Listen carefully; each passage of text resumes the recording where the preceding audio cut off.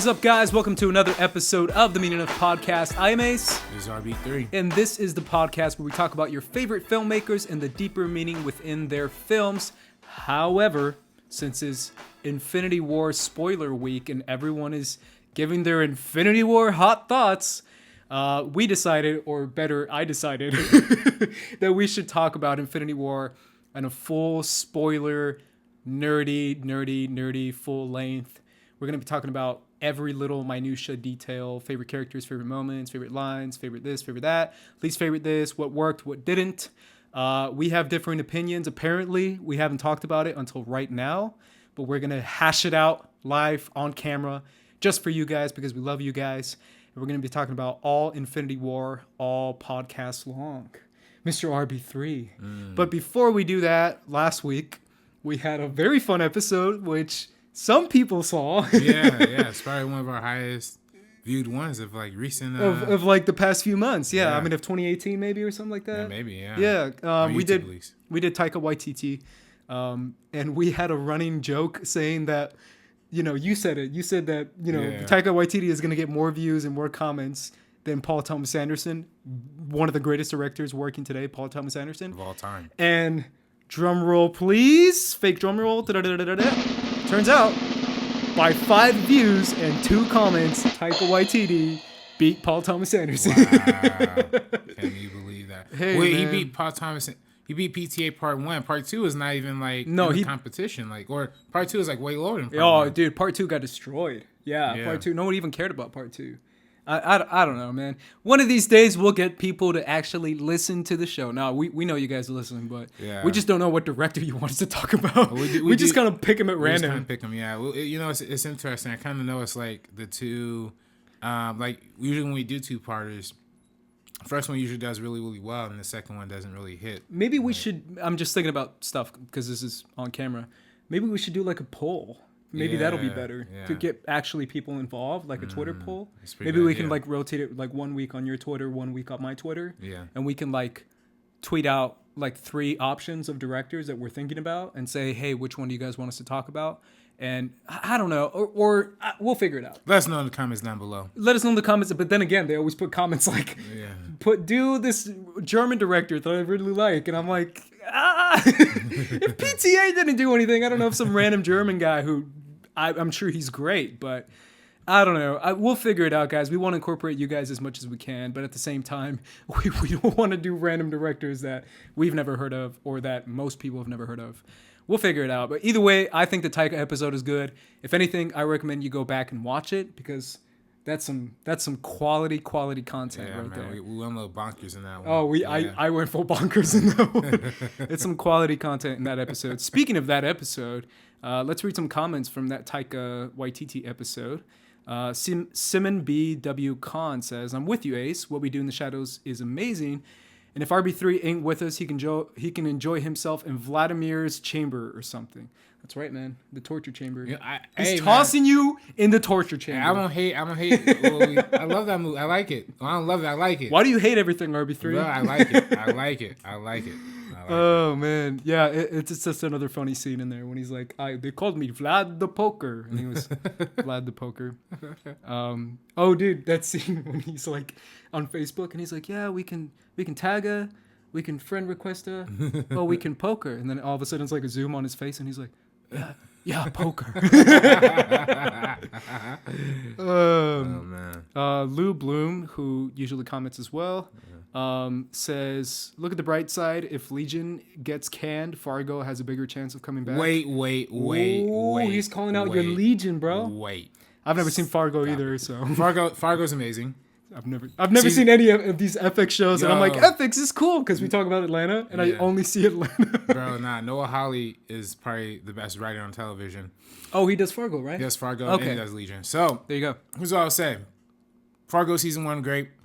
Fargo season 2, some consider it better, consider it on par. Fargo season 3 not as good. I don't want to see Fargo go, but I'd much rather have Legion than Fargo. Any day of the week, any time. There's so much, I value Legion just on like the filmmaking perspective, how weird and experimental and trippy you could go in telling your story and still make it like comprehensible.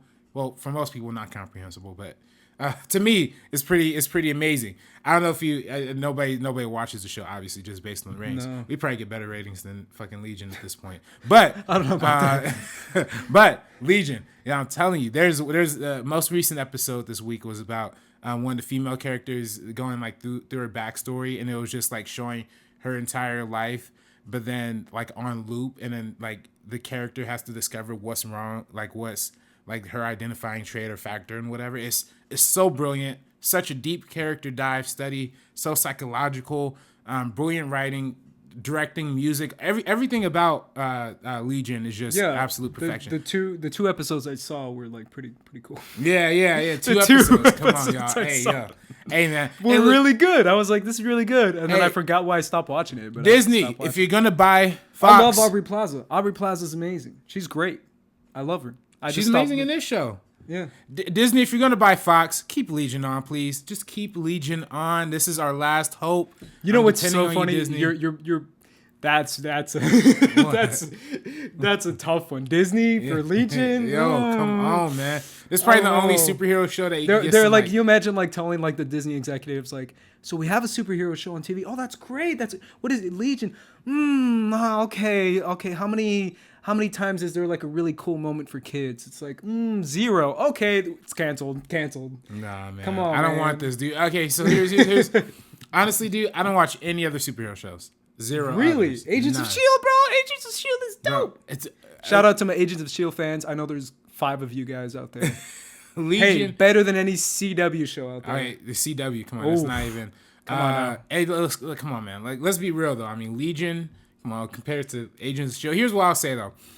I was big on the Netflix stuff for a while. Yeah, I still am. I promise I will watch Jessica Jones season 2 eventually. I just haven't gotten around to it. Iron Fist was so bad, and Defenders was so mediocre. I have 2 good episodes. Iron Fist had 2 good episodes. I didn't make it to. I watched the whole thing. I'm sorry. I watched all of it. Yeah. Iron Fist no good. Defenders was mediocre. You like Luke Cage a lot. That's right? probably gonna be the only one I return to. That and Daredevil. Yeah, season 2 looks funny.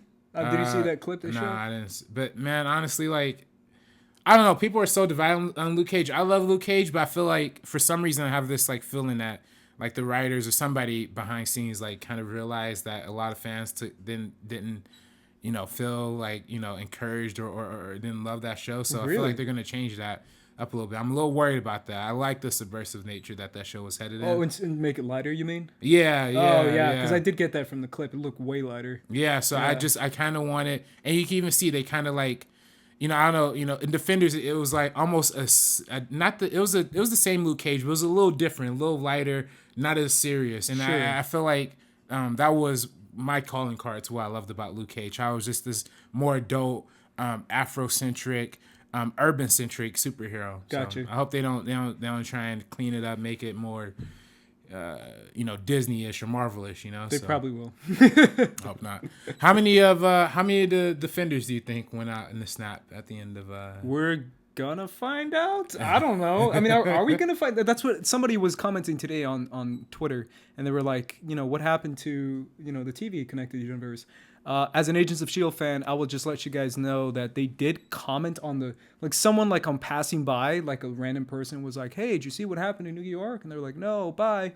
So I think that's a comment on the first fight we saw, like Ebony Maw and Iron Man and Doctor Strange, the first fight in New York in the beginning of the movie. But isn't like the whole Ashes thing, wasn't that like, 3 days later, 5 days later? I thought it all took place in the same day. No, I don't think so. I think it was. Because, Really? The way at least it was presented to the way at least like I read it was like they it's like all of the different storylines, the Guardian stuff, the Earth stuff, and the Spider-Man stuff is all happening all at the same time. So if that's the case, then probably next episode on Agents of S.H.I.E.L.D. we're gonna see some Ashes, which it'll be fun. I think I love the whole TV connected thing, even though everyone at Marvel gave up on that. Because they just like if you watch Agents of S.H.I.E.L.D., that's the biggest complaint is that they kind of ignore Agents of S.H.I.E.L.D.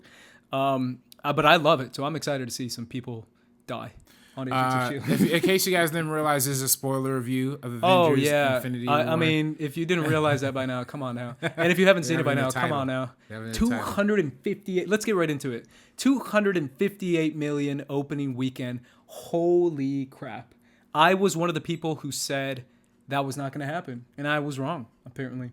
Because I thought for sure nothing was going to beat The Force Awakens for at least a while. Because Force Awakens made 248 mil, man. I mean, that's a lot of money for opening weekend. Remember, like, what was it? Like, when did Jurassic World come out? We thought 208 was like, yo, 208. Yo, that's crazy. How did it make 208? That's amazing. That was 2015. That was 2015. And now, like, 3 years later, already, we have something destroy that by, like, $50 million? Literally $50 million. I mean, just thoughts on that in general, man. What do you think about that much money that they made? And, well, I think it's a testament to what Marvel's been able to do over these past 10 years. You know, having established all these properties individually just from the beginning, from phase one. And we talked about the MCU a little bit on our past episode of the Meaning of Podcast. But yeah, I mean, just what they're able to do in terms of, I think just overall, their ability to understand what the audiences want from each of their characters, how involved and how people are expecting a higher level of quality when it comes to these films, not just on an entertainment level, but also on an intellectual level too. I think each and every movie has kind of grown and matured in its own kind of way. To where now, when we watch something like Black Panther, it gets into some kind of heavy political issues in the real world. I think a lot of people connect to that kind of stuff. Meanwhile, something like Thor Ragnarok is very funny and has a mass appeal. So seeing all those worlds collide, I definitely think you get all the different groups. You get the Iron Man fans, the Spider-Man fans, the Black Panther fans. You get everybody kind of, going into one. I don't know. I mean, I kind of was questioning if this movie will make as much opening weekend as Black Panther.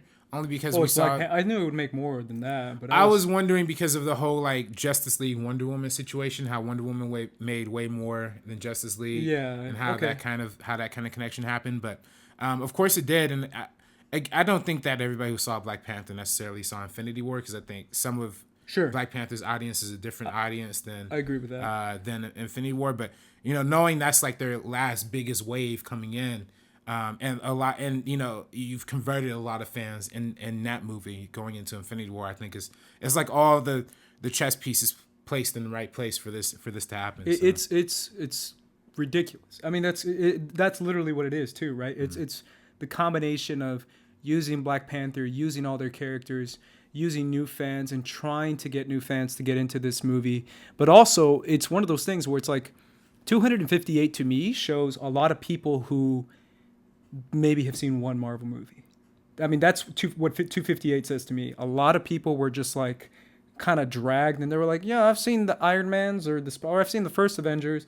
They're like, well, come see this one. And they're like, well, I haven't really followed along. It's like, doesn't matter, just come anyways. Like, that to me shows, I think there was a lot of people in this movie that weren't big Marvel fans, because 258? To hit 258, that's such mass appeal, such massive audience, that I guarantee there was a lot of people in this movie who've maybe seen one Marvel movie or two. That to me is what 258 shows. That's so dramatically so much money that it shows that they really made it a must-watch type movie, a must-watch event movie is kind of what it was. Like, even if you've only seen one, come do this. Otherwise, you're going to be the weird guy who gets made fun of because you haven't seen Infinity War, right? Yeah. Well, that's kind of how it felt. At least the marketing campaign, that's how it felt. Right, and I think, we also got to remember too. I mean, the first Avengers movie came out in 2012. Mm-hmm. First movie to break 200 million opening weekend. That's right. And that was the same thing too. Mm-hmm. I know a lot of people who went into that movie that I talked to back in college, because when it came out, I was in college, and I talked to a lot of people, and I was like, "Oh, wasn't that crazy? That was dope. That was sick. You see, freaking this, freaking that," and they're like, "Yeah." I like that guy in the iron suit that flew around. That was cool. And I was like, oh, you've only seen this one? And they're like, yeah, I thought my boyfriend invited me and I thought it was cool. And I was like, oh, there's a lot of people like that who just, I don't know, my friend invited me and I like the explosions and shit. Like, a lot of people don't follow the MCU as much as we do, or as much as other people do. So that to me is a huge testament. I mean, man, Marvel and Disney, man, are just breaking records left and right. That's mind blowing. It's just I don't know. To me, that's just, as a box office nerd that I am, because I am. It's spectacular to see that on a mass appeal level, and still make, in my opinion, a really quality film. Speaking of that, let's get right into, once again, guys, we're doing spoilers, but let's get right into overall thoughts. I want to hear you first, RB3, because I feel like yours is going to be different than mine. Overall thoughts and impressions. So initially, this is basically saying, what is your, like, quick review of the movie as far as quality goes? How do you feel this movie delivered on what it was promising to deliver? Did you like this movie? RB3, ready, set, go. Yeah, I liked it, man. I liked it. It was good. You got to give me more than that, RB3, otherwise you're going to be taking off this podcast. I mean, I don't know what else to say. It was fun. You know. But that's it? That's your overall review? Like, what's your overall impression? What worked? What didn't? Come on. Film critic RB3, future director RB3, let's go. Well, what worked? I mean... What didn't work, then? Let's start with what didn't, if that's what you want to go to, or whatever you want to go to. I mean, it was just kind of... I don't know. It just felt like it wasn't just a movie. I mean, it was just like... it was just like... I don't know. It was like 2.5 hours of punching explosions. It wasn't like some like deeper philosophical.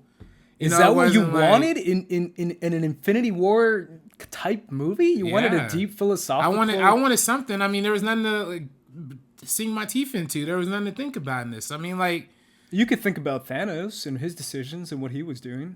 Okay, but he made like 2 decisions. And see, I think that's my problem too. Is like most people have nothing to do in this movie. You know, like. Most of these characters are just kind of there to just be there, but that's which is cool. But the point is to defend the Earth and to fight off potential threats to humanity. That's a pretty big thing to do. Okay, but then like, you know, it's just like people just, I don't know, people just kind of show up and then do lines and have one action scene just kind of walk off. That's kind of feel like, you know, like, and it wasn't like Civil War, where I feel like Civil War had a lot of heroes. But then each hero had like an individual moment to like really shine and do their thing. And I guess that's a testament to what this movie is, having literally over 30 superheroes in this.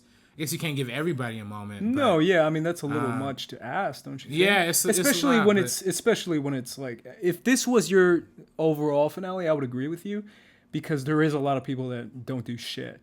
But I feel like, I mean, there's gonna be another one. I mean, I'm sure they're gonna do more in the next one, right? People who it's almost like a pacing thing, right? Where it's like someone who you felt was gonna get their upcoming is probably gonna get it in part 2. Don't you think that? Well, fucking half of them are dead. I don't know. Well, the half that didn't die, though. Yeah, but the half, you know, and that's my thing too, man. I think this is one of my biggest problems with this, man. Why do you hate life, RB3? I don't hate life. Why do you hate joy? I like this. Why do you hate people. nerds? You hate nerds. See, now? I hate when you do. You're this, a bully, bro. I hate when. Why are you bullying me? I hate when they does this, man. Because you'll give me the shit on the movie I like. Huh? You give me shit on movies I like. I'm just playing with you. I'm playing with you all the time. All right, here's my I'm problem. totally kidding. You're allowed to whatever you want. Let me cut this. This is the guy who doesn't like Blade Runner 2049. Yeah, so. I don't like it. So that's different. That's totally different. I didn't like. And I'm that okay movie. with you not liking it. I didn't like Blade Runner because I was thinking too much about it. This one I'm not thinking enough. You know, like I don't have enough to leave. I don't see. Here's my thing, guys. Here's my thing. And I think this is what it ultimately comes down to. I feel like at this point, Disney really wants to have their cake and eat it too, right? Like they really want to have the fun, spectacle, mind-blowing action thing, but they also are trying to make some sort of concerted effort, you know, like I said in the previous Marvel movies, to have some sort of real-life relevancy, some political whatever, just to get, you know, some thought-provoking stuff happening, you know. Something for adults to sink their teeth into just as much as kids can, you know? And with this movie, I feel like they were really just pandering towards, like, the basic elementary style of, like, decision-making and, like, emotional stakes. Because it's, like, it's so repetitive to a point where it's, like, almost every every separate like storyline, how they split the storylines into like 3 different, areas and Teams, spaces. Yeah. It's like every single one had their own individual, like, oh, I don't want to kill this person, but I have to kill him. And it's like after a while, it's like after seeing that same beat repeated 5 different times and realizing that there's really nothing else that this movie has, it just kind of, you just have to accept it as like the fluff piece that it is, the action spectacle that it is, Yeah, but beyond that, I don't have much, there's not much. But there. see, I don't know though, because I feel like in a like this is my biggest connection to this MCU is Game of Thrones. And I know you don't watch Game of Thrones, but I'm going to try and break it down so you can understand. Game of Thrones is literally what the MCU is on a obviously television scale, right? But it's a big budget movie type TV show. But Game of Thrones is all about different characters in different locations. Sometimes you get just these 2 characters. Sometimes you get just these 2 locations. Sometimes you get 5 locations. Sometimes you get 6 locations. But every season they deliver on either the almost episode 9. There's 10 episodes. So episode 9, they always deliver on a giant epic spectacle action type episode where it's literally just an entire episode, whether it's an hour or an hour and a half, on just pure spectacle. And I don't feel like, and Game of Thrones is obviously quality television because a lot of people regard it as that, but I don't feel like that takes away necessarily from the emotional beats. If anything, it adds an opportunity for the expectedness and the weight of these characters and these heroes to step up on a physical sense. Because you get the philosophical, the on Black Panther, the different emotions that Thor goes through, or Spider-Man, or Iron Man in Iron Man 3, or in Iron Man 2, like whatever you want to cater to in a movie, those are the separate episodes we get, like in Game of Thrones. But then finally, you want to see, now that you're a Game of Thrones fan, and now that you're a Marvel fan, you want to see a big spectacle every once in a while. And I feel like this is their episode 9. This is their big spectacle thing where you're just kind of seeing something epic and having that opportunity to have a character that you can follow in the battlefield. It's like, there goes Jon Snow. I see him. Oh, he's kicking ass. Oh shit, there's a guy who's going to kill him. Like, that's kind of what it is. And that's kind of what I wanted. And that's what I got in the movie. And that's why I liked it so much. But I don't know. Did you really want like a deep philosophical... Well, no, like, but I mean, in a battle movie, no, a war movie, that's just literally a war movie. Well, their last war movie was Captain America: Civil War, and that was very heavily political. Had a lot of characters, had a lot of bigger world ideas, sure, and managed to give each character their own breath, their own life. But this movie didn't really have, and again, you don't have to be like this big action thing. I think also part of it too is like there's like almost no character development in Infinity War. Like nobody they've had like changes 20 films. Okay, for character development. Salute to them for having 20 films. But like, what's this? Then what's the point of me watching this movie? Watch your heroes try to deal with some dire moments in their life of everything they've built up to. It's literally it's a survival movie. It's a break-in movie. It's like, what's the point? The point is to survive. The point is to make it out alive. There is no other point. It's like so many people rely on that when it's like, what if it's just about a guy who has to overcome a bigger guy in order to survive in a Survivor movie? Like, that's what it is. Okay, I'll give that to you. But then that's what I want from him. I don't want to have like, well, he didn't have a character. That's not what the point is. The point is for that character who's already been through what he's been through to take what he's learned or not learned and just survive against a bigger foe. It's a survivor's movie. That's what it is. Okay, that's cool. Why I liked it. That's why I went into it expecting that. That's like, cool, maybe my expectations were different than yours, because mine weren't like, I wasn't expecting like a civil war, because I was like, they're not gonna get political in a giant purple guy who just wants to pop the earth. Like, it's not gonna be political. It's gonna be a war movie about trying to survive against a god. What do you do if a god is threatening the earth? It's like, that's crazy. I don't know. What do we do? I mean, I hear you, but here's my thing. If you're looking at it as a character piece, it doesn't really work. To me, if that's you're looking not at what it is. Here, no. But look, if you're looking at a survival movie, to me, it doesn't really work either, because all the characters are separated. It's not like there's any like there's no real stakes happening here. There's okay, he snaps his fucking finger. And I'm not talking about. Here's what I'm saying, Ace. Let me get right down to it. All right. When he does the snap at the end, do you really believe that shit? No. Do you really? They just No, but hear me. Black Panther's the highest grossing superhero movie of all time. Yeah. You don't think they're making a Black Panther 2? Dude. Doctor Strange 2, Spider-Man 2. You don't think that's happening? 100%. Then what's the fucking point? Hey, then if you're just gonna kill them and then bring them back, why would I care? The point is to, okay, as us, I'll counter you with two. I'll answer the question up front. The point for us is to see how the characters that are left react to that certain situation. That's the whole point of that, right? So they're coming back. Fine, whatever, they're coming back. I don't think that's necessarily a negative towards the film. I feel like it's more exciting to see how the F are they going to come back. That to me is so intriguing. That's an intriguing question that still keeps me on the edge of my seat as a cliffhanger. How is Tony going to figure this out? How is Nebula going to figure this out? How is Thor and Cap going to figure this shit out? I don't know, because I can't even figure it out, right? That to me is good enough than just being like, well, they're actually dead. Of course they're not dead, right? But here's my second counterpoint to that. I saw it a second time with a different audience than the opening night audience on Saturday, and holy shit, I was talking to JTE about this. Everyone in that theater, and I'm not joking, was convinced that this is that they're dead. And they're obviously not who we are. They're not movie fans, but a lot of this movie was towards people who didn't really know. Like, they don't know that they're dead. They're entirely convinced that Bucky, Spider-Man, and all these people are dead. And I'm not saying that to say that, oh, well, that's good enough, because it's obviously not good enough, because they're obviously not dead. But I'm saying you'd be surprised how many millions of people who saw this movie are convinced that they're dead. And I'm saying that's pretty successful, even if you can hit half the population, funny enough, in there.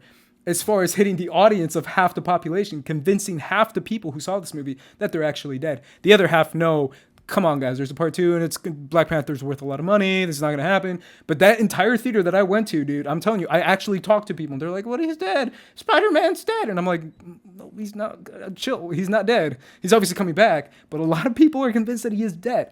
And obviously for us, I'm saying that the intriguing question is, how are you going to get him back?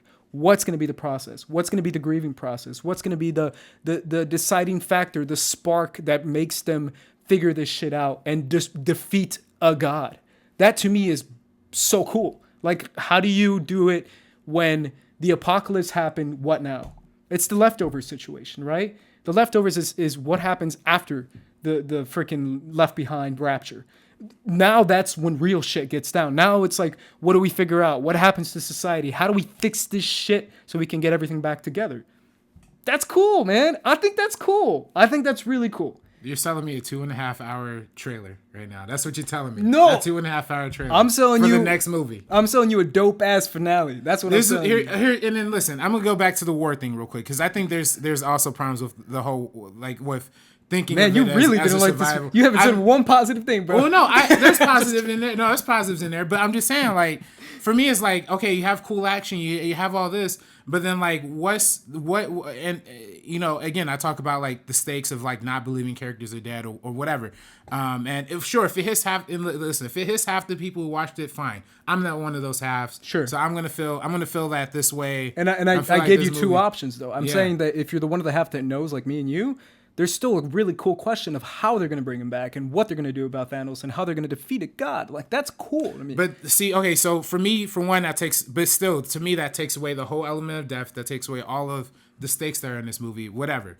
But I think also to counter, like, the whole, like, survival quest thing is just the simple fact that if this was really a survival intense movie, why are we cracking jokes every half second? You know what I mean? Like, why are we still punching in jokes about Thor's haircut and fucking, you know, oh, Bucky has his arm back. Oh, Bucky, you know. Because it's a Disney Marvel film that wants to appease a bigger audience. And listen, when you think about it too, isn't that kind of fucked up? Like, imagine if some like 12-year-old was like walking into the theater, seeing all of his favorite superheroes on screen for the first time, like I did when I saw the Avengers.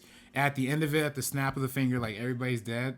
Like, don't you think that's a little bit, like, kind of, and especially because they pander this movie specifically to kids. And don't tell me they don't make this movie for kids, because they do. Yeah. When Star-Lord has the fucking gun and Thanos turns the bullets into bubbles, like, that's clearly for kids. When Tony Stark makes a SpongeBob joke. You're saying this movie's too mean now? No, it's not too mean. It's just like it's clearly a kids movie, so I'm not gonna expect like some huge survival thing. But if you look at it from the kids' perspective, that's probably like the most heartbreaking shit in the world. Dude, and that's not a positive to me. That's to me is like, oh, okay, whatever. You're gonna make this movie for kids and then clearly break kids' hearts. I mean, me, dude. I mean, I'm telling you, I sat next to a kid. Like literally, it's so funny you mentioned this. I sat next to like a 7 or 8 year old boy next to me. That was him. He was losing his shit. Like he was like fucking like putting his hands on his head. He was losing his shit. And then by the end of the movie, he was convinced that his friendly neighborhood Spider-Man was dead. And I thought in my twisted head, that's awesome. You just fucked with a little kid, and that's the coolest shit ever. I think that's cool. Like, if I were a little kid, I would be heartbroken, and I would be, like, kicking rocks and shit, and I would be pissed. But at the same time, I think that's even more exciting that a year later, I can be that same little kid and trying to figure this shit out or try and go where the story takes me. Sometimes in a story, you're meant to be heartbroken. I think that's cool. I think if you can successfully break someone's heart because of their connection to a character, that's good. That's good shit. I think that's good quality content. Just like what Game of Thrones does it all the time. Like, of course I get pissed and of course I'm mad, but at the same time I'm like, fuck, that was dope. Like, you just killed my heart. That shit was dope. And even if it was for a little kid, for him to figure this mystery out, that's kind of cool, man. I don't know. I think that's cool. I think it's cool that people were actually thinking, oh shit, this is over. This is done. Like, especially kids. Kids were like, oh shit, Star-Lord's dead. What's going to happen? Like, that's cool. You don't think that? I think that's so cool, man. I mean, it's cool, I guess. But then, because like, that's the point. I would much rather... Because you're arguing two different things. You're saying the point didn't pay off because they're all going to come back. Yes. But then you're arguing the point did pay off because kids are convinced that they are dead. So... For me, it's like... Because, like, I'm an adult, Ace. No, but what I'm saying is, like, then it does work. It doesn't work. It doesn't work for me. It doesn't work for in the sense that, listen, if you're going to kill all these characters that everybody cares about, whatever, fine. All I'm saying is, I want... If I'm going to care about somebody dying at the end of this movie, you better make me care at the beginning. Because, like, I don't... Like, to me, listen, I kind of walk into all these Marvel movies... maybe I'm doing this wrong. Maybe I'm not experiencing it in a serialized way or whatever. But I kind of like to think that I want to see some sort of progression in some of these people, so that by the end I have a new appreciation for a lot. And to be fair, and listen, you could say like it's just a big throw 'em away action movie, but the Avengers, you did see growth in Tony Stark. You did see growth in Captain America. You saw growth in pretty much all these characters. You especially saw growth in the Hulk. But in this movie, it's like who's really changing, and the people that are changing are all based on somebody else's arc of just kind of remaining stagnant throughout the rest of it. And that's also where I think this movie does have a little more of like a problematic thing for me. Not really an issue, but Scarlet Witch has always been my favorite character in this universe. I really wish she had something more to do in this movie besides like being Vision's like, oh, I gotta take care of Vision and I have to kill him at the end. Like I feel like there's so much more you could do with that. There's so much more you could do with a lot of these characters. I feel like there's a lot you could do better with the dynamic between Doctor Strange and Iron Man, the magic versus the science and philosophy. But they instead choose to go on this whole thing about, if I don't destroy, I have to die before I give up the time stone, like all this kind of, and I just feel like at a certain point, I want, as me as a film goer, and listen, I'm a comic book guy, I'm a nerd guy, I'm all that stuff, but I'm always gonna put movies first, you know what I mean? And what I like in movies first. And for me, like as a fun comic book movie, it's fun. But then, like as a movie, there's no character development, there's no real stakes, there's no individual personality or person I could get behind. There's no it's very repetitive when it comes to emotional beats, to the sacrificial idea that they keep going over and over about in this idea in this movie. So at the end of the day, it's like I can only appreciate it to like the fun extent of it being a fun movie. But I can't really like it any more than that, you know? And I feel like and on top of that, with like the weird mixture of jokes and with, there's other elements in there that still like puzzle me. Not necessarily puzzle me, but there's some elements that I'm like, that's kind of weird. Like when they have the hold on Thanos, and then like literally like Thanos and Star-Lord are having this conversation, and you see in the background like Spider-Man and Iron Man yanking on this thing for fucking 5 minutes trying to get off his head.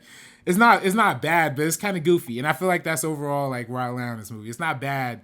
It's a little goofy and it's fun, but it's not like high quality top tier Marvel for me. Sure, So. I don't, but I just don't feel like that was their intent.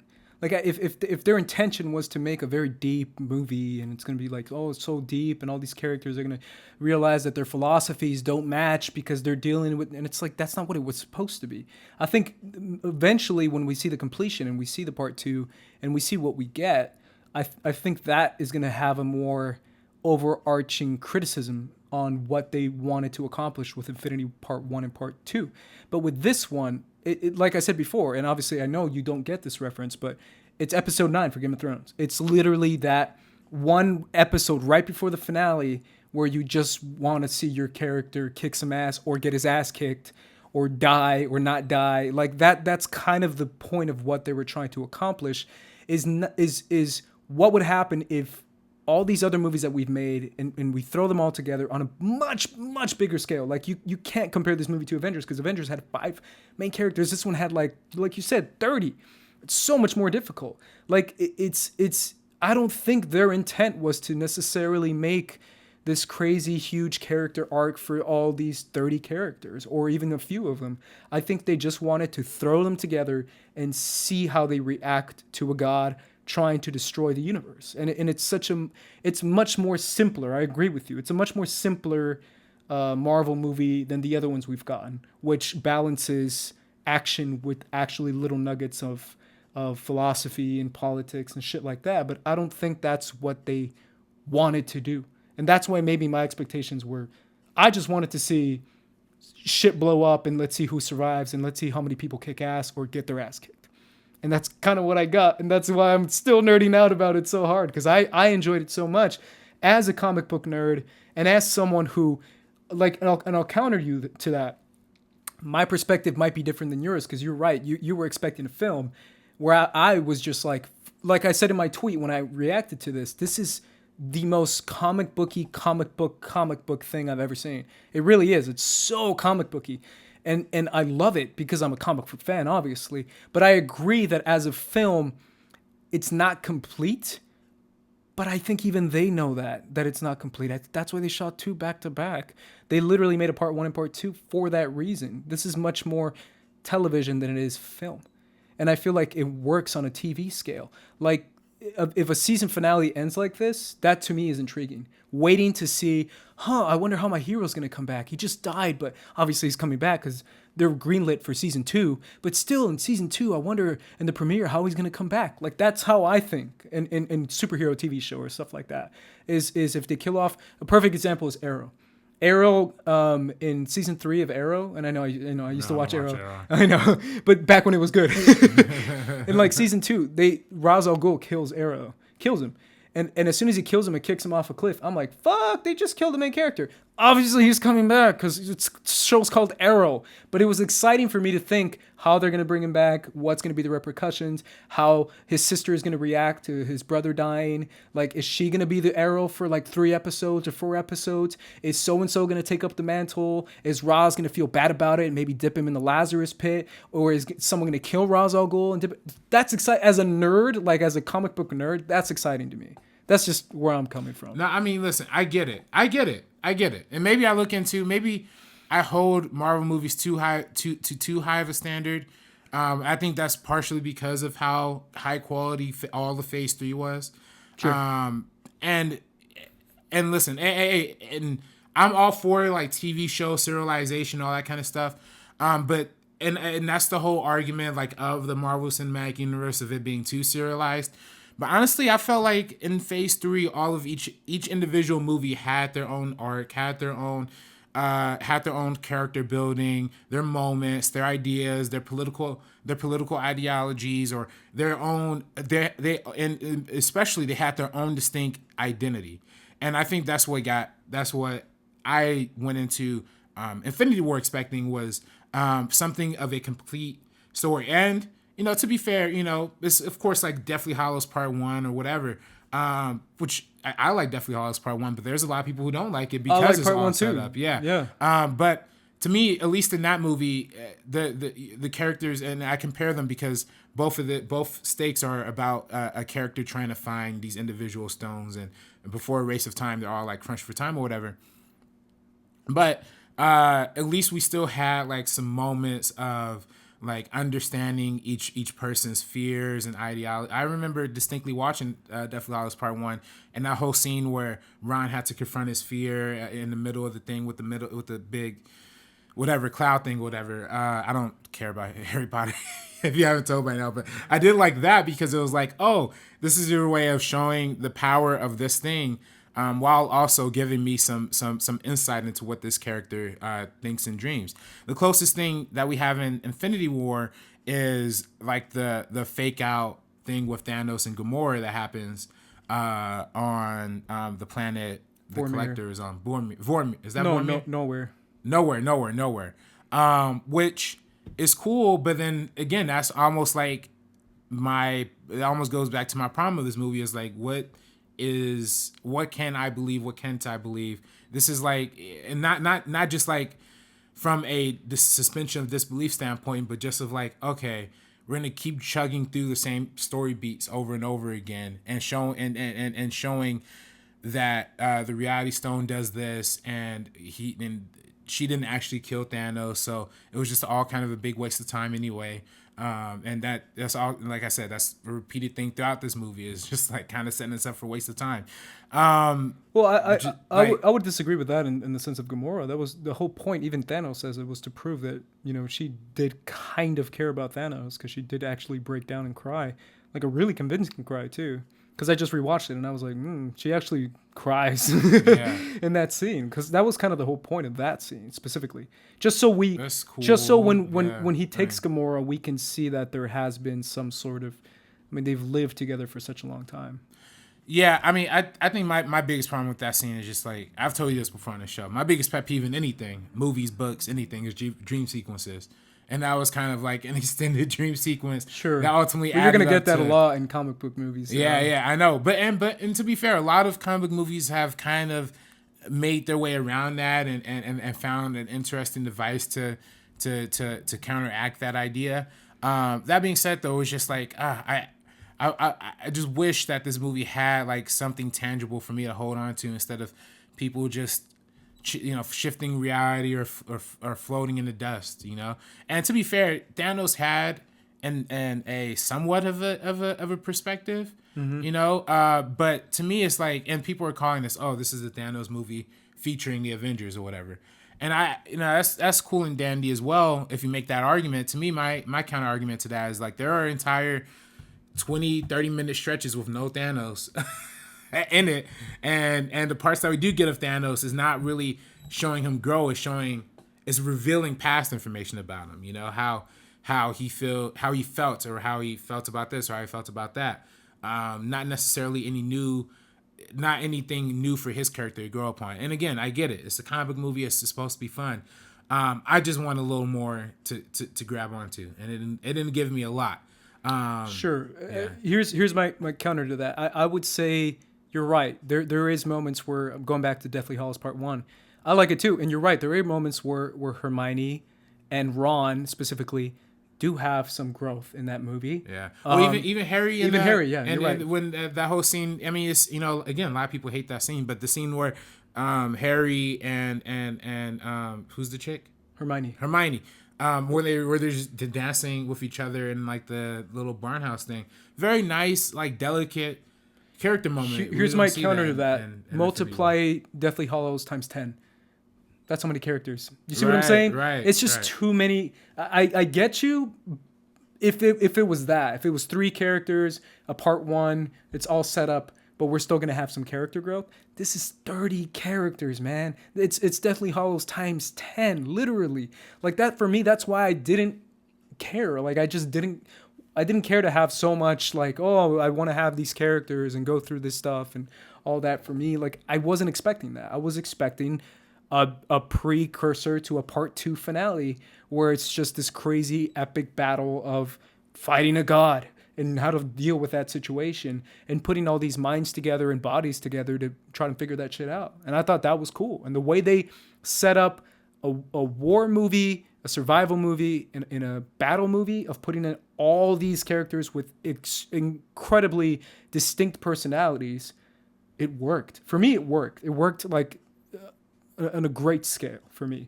But I get what you're saying. You wanted more of that. I'm just saying my expectations were definitely not that at all versus yours were. And mine were just like, I just want to see, shit go down. Like, that's what I wanted to see. Yeah. And I saw shit go down. And I enjoyed it. No, I mean, it's cool. I mean, listen, it's cool if that's what the movie is. And like I think that's what it is, though. And I like it. I like it. I like it. Yeah. That's where it is. Like, I'm not going to say this is like the greatest Marvel movie of all time or like say that this is the most fun I've ever had, because for me the fun in movies is the thinking and all that stuff too. And you can have all the action, all the explosion, and all the quick jokes and all that, all you want, all the CGI in the world.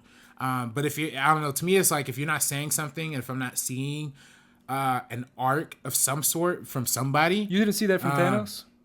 No, he didn't have an arc. He had like ideas. And they gave him a platform to like say his ideas. But I mean, like at the end of the day, Thanos, at the beginning of the movie, Thanos wanted to wipe out half the universe. At the end of the movie, he wipes out half of the universe. But that to me, like even maybe it's my feel, maybe it's my little kid talking in the inside that I like the simplisticness of that, what you just said. Thanos went in wanting to wipe out half the universe. He went through some shit in order to wipe out half the universe, and he accomplished it. That's the same reaction I had to Thor in the movie, who's obviously my favorite character. And my favorite character in the movie was Thor lost everything, and now Thor wants to kick some fucking ass. Yeah. Thor goes to make a hammer. Thor kicks some fucking ass. That's what I will say. Thor is probably the only character in that movie that had like Thor is the best character in the movie by far. Yes. In my opinion. He had a full arc in that one. Yeah. Yes, and that's why I like the movie so much, is because I was right there with Thor, dude. Like as a massive fan of Thor, I was like, fuck, like let's get right into the movie, because obviously we can talk a lot about our differences, but let's obviously talk about stuff you did like and you didn't like. But let's obviously, I'm gonna talk about some stuff that got me. The movie starts out, and I told you right as soon as you got here, what it pissed me off, dude, seeing Asgard. The whole point of Thor Ragnarok was to save Asgard. Asgard is a people, not a place, and they literally just took a giant dump on that by killing Asgard. And I know it's half of Asgard technically, because Thor says it later on, but still, that got me. Like, everyone's talking about like what death got you and what emotional scene got you in the movie. Like a lot of people. That, for me, was the most emotional thing in the entire movie. That first 10 minutes of seeing Heimdall die and seeing Loki die and seeing Thor react to that and just seeing Asgard explode and the freaking ship just blows up, that got me, dude. Like, it legit got me, because I love Asgard, I love Thor, I love Loki, I love Heimdall. That's my shit. That's my character. That's my movie. That's my favorite Avengers, Thor. So that scene for me, dude, it just killed me. I'm still mad about it. I'm like, you can't kill Loki. Loki's the homie. You can't kill Heimdall. The first guy to die was Heimdall. Yeah, like, really? Yeah. First person to die in these movies, man. Always the black guy. But that legit, like, it got me more than any other Ash death that happened, or Spider. People are like, Spider-Man. I'm like, Spider-Man was like emotional, but Loki and Heimdall, man, that fucking got me, bro. Asgard, oh man, that pissed me off. I was in an emotional state after that happened. I was telling you that. I was like, there better not be some quick or quirp that happens after this shit. Yeah. Some joke. And sure enough, Iron Man and Doctor Strange are talking about Ben and Jerry's. And I'm like, shut up. We just lost Loki. You better not be joking right now, guys. We lost Asgard. Like, I'm legit saying that in the theater. Right. But yeah, that for me was like the biggest emotional scene in the movie. And it's an introduction of Thanos, and Thanos kicks Hulk's ass, who's like the most useless character in the movie. Yeah. Hey man, I made that prediction months ago on this show. Oh, did you really? Yeah, that Thor, that Hulk wasn't gonna be in the like actual Hulk. I don't know if it was on this show. It might have been on one of the Wangers. Oh no, I think you did say that. Yeah, I said like he's gonna be in the Hulkbuster instead of being the actual Hulk. Oh, that's right. That was you. I gave credit to another friend of mine when we came out of the theater. I was like, "You said that," and he was like, "I did." But that was you. My bad. But yeah, you're right. You did say that. That's a good point. Yeah. What do you think about those deaths? Because those seemed real. Okay, those are real. I see. And I was gonna say that as someone, maybe this is why I like the movie so much, man. Maybe that's why I'm like nerding out so hard. Thor's my favorite character. Asgard is my favorite place. Thor's are my favorite movies. These are my favorite. Like, this is like, for other people, it's like, oh, it's this person, it's that, it's the Guardians. For me, it's freaking, I love Heimdall, and he's in literally 10 minutes of the MCU, and I still love the guy, and I love Loki as like, that's why I've talked to you before about Loki, how like I see him as like my homie, and sure enough, I lost my homie, dude. Yeah. So for me, like, as soon as this kicked off with that, I was like, shit, this movie's gonna do it for me. Like, I was in because they just literally broke my heart.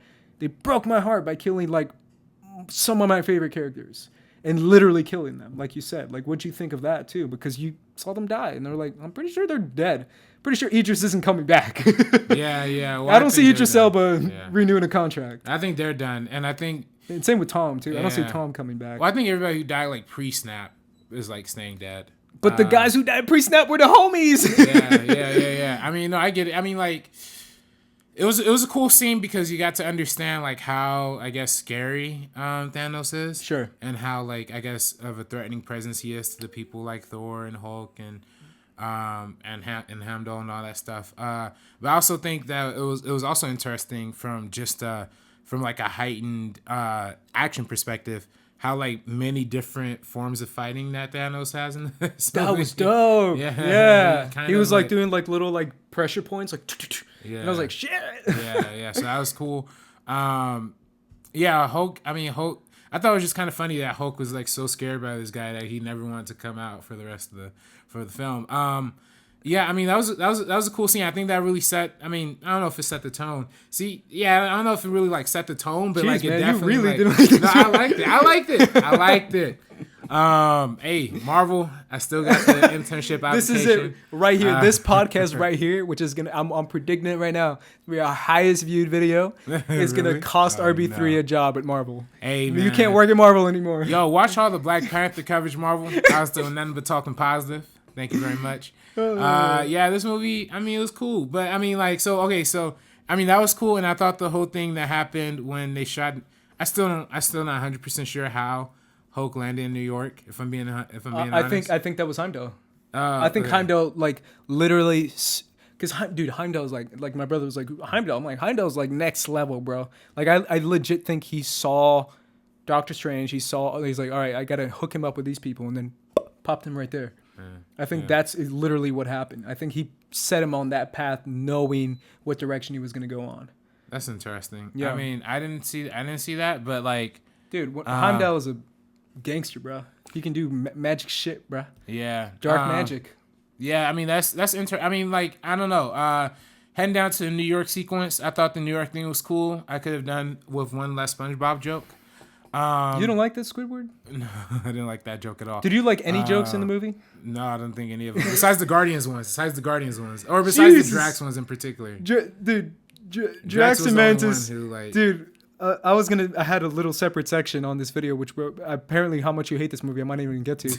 I don't hate it. But I had a separate section as far as like funniest lines of the movie. Yeah. Literally the two funniest lines for me was Drax when he's like, I'll raise you one more. Why is Gamora? Like, I thought that was hysterical. Yeah. And I still love when Mantis was like, answered Tony Stark, and he's like, what do you guys even do? And she's like, kick names, take ass. And I was like, hell yeah. That's all the comedy I need, and I enjoyed the shit out of it. Yeah. Those you're right. Those two characters were the funniest in the movie. Everyone else was okay as far as comedy. I thought Drax was funny when he was commenting on Thor. Yeah. That killed me too. That was so funny, dude. Yeah, that was great. That was funny. So the Battle of New York was cool. I like. The Black Order was kind of whatever. I don't know any of them. Proxima Midnight, Corvus Glaive, Cole Obsidian, and Ebony Maw. Ebony Maw was cool. I like Ebony Maw. Ebony Maw was that the female one? No, he was the skinny speech giver guy, the creepy guy. He's like, you're about to receive the presence of Thanos. He will take you in. And I was like, yeah, I like it. Super silly, old school British villain. I enjoyed it. I thought he was fun. Yeah, he was funny. I guess. Yeah, he was cool. I thought that was, I don't know.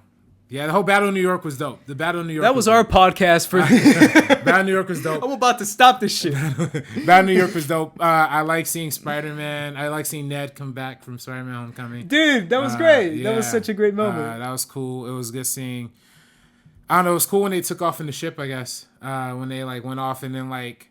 Oh, when Spider-Man was there? Yeah, and then like Tony Stark had to shoot the suit up to space to like save him. Yeah. Shout out to the Iron Spider suit. That was cool. Yeah, I like the Iron Spider suit. Yeah. I like seeing that being in use. I have one little. I have negatives too, man. See, there you go. All right, give me some one negatives, negative, man, please. Friday. Where was Friday? Oh, that was Spider-Man? dumb. Yeah. No. In the ship. Oh, right. That kind of, and I know this is my negatives are extra nerdy. Yeah.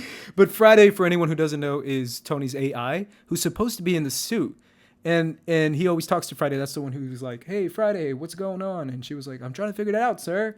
But she just disappears when he's in space. I was like, that's kind of dumb. Well, they just wanted to write her out. Well, I figure like there's no internet like in space, so no, but it's part of the suit. That's why I was like, it's like Jarvis. Like Jarvis was the suit. Jarvis was him. Well, I don't know. I figure like I don't know. I guess it's me reading into it. Like if you're like that far away from like your operating system, that's like, that's kind of what they were going for. Yeah. But still, I was like, man, y'all did Friday dirty, man. the most two useless characters: Bruce Banner, Bucky Barnes, and Friday. Friday got written out, bro.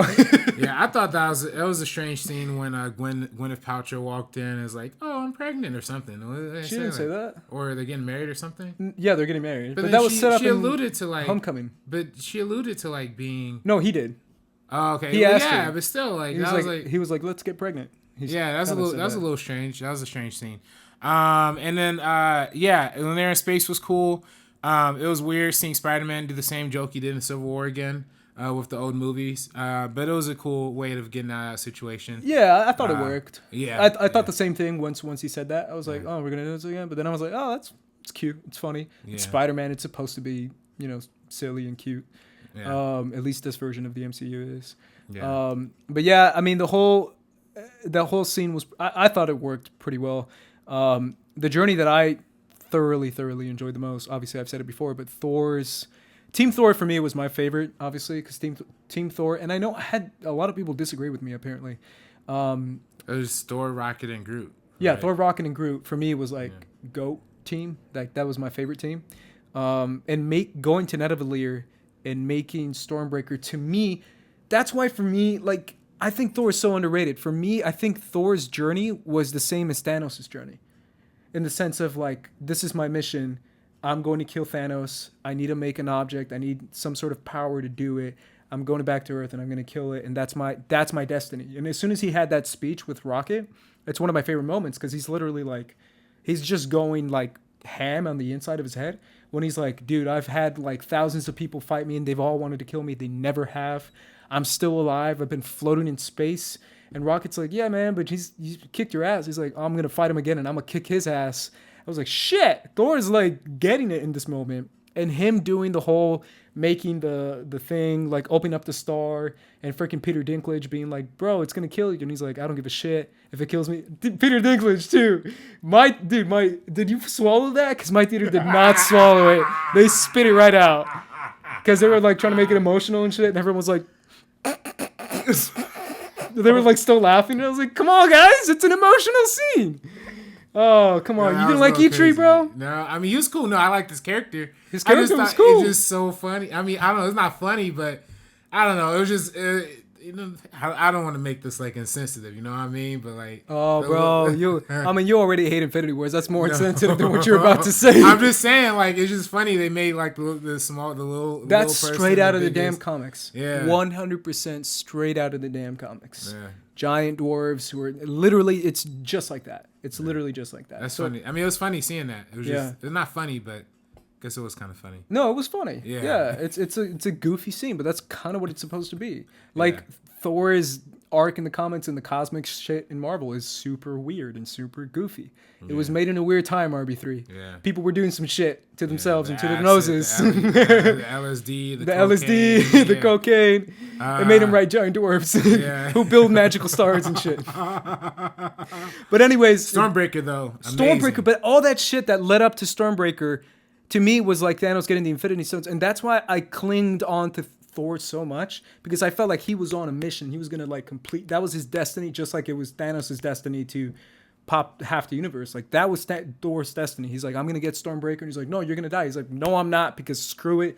Like he was just so determined that he felt like destiny was on his side, and that was such a cool payoff to me, seeing him get Stormbreaker and seeing him kick ass, and just let loose in a way that we haven't seen Thor let loose before, and I freaking loved it, man. I thought like I was with freaking Thor the entire time, and it just paid off so much. And I've said it before, and I'll say it again: the most badass character in the movie, Thor, by far. Like he kicks so much ass, and he has so much to push forward to. Like even more than Thanos. Like everyone's like, Thanos is badass. I was like, dude, Thor kicked his ass in 2 seconds with Stormbreaker. Literally kicked his ass in 2 seconds. All he had to do was hit the head, and he would have kicked his ass. I don't know. For me, I don't know why he didn't go for the hand.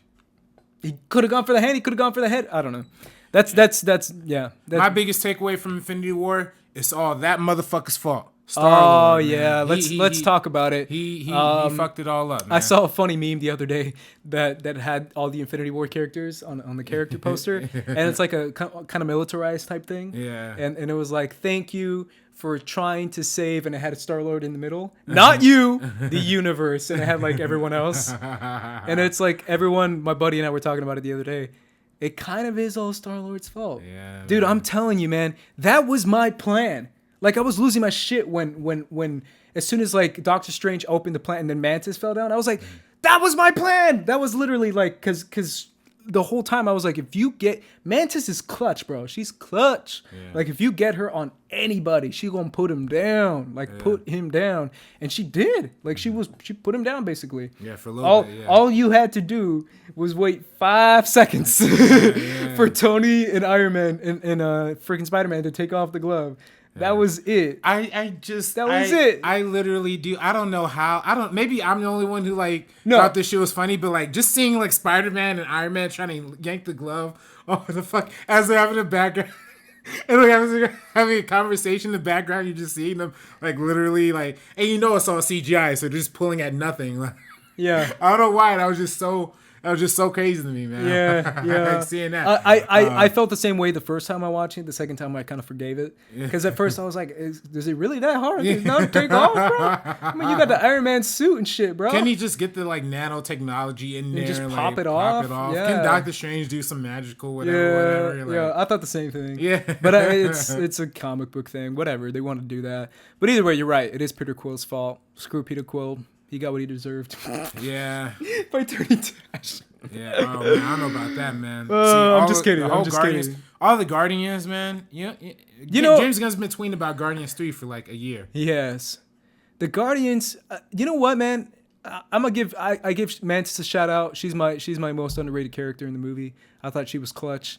I'll give a shout out to. I like Nebula, man. I think Nebula is really cool, and I think she'll do something more in the next one. She's only in 2 scenes in this one though. Yeah, she is, and she's still cool enough for me to enjoy.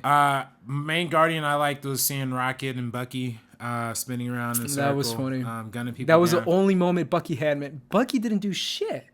Bucky didn't. Literally, War Machine did way more than Bucky, bro.